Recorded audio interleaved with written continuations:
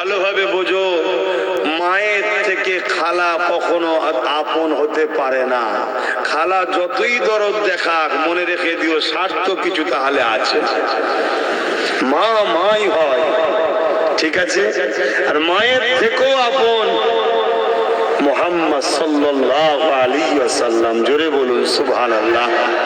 সেই রাসূলের দ্বীনের যদি কেউ আঘাত দেয়, আর সে যদি তোমাকে পদ দেয়, টাকা দেয়, গাড়ি দেয়, বাড়ি দেয়, তুমি বুঝে লিও তোমার দ্বারা আগে দিনটাকে মিটাবে, তারপরে সুদে আসলে সব তোমার থেকে ওসুল করে নেবে।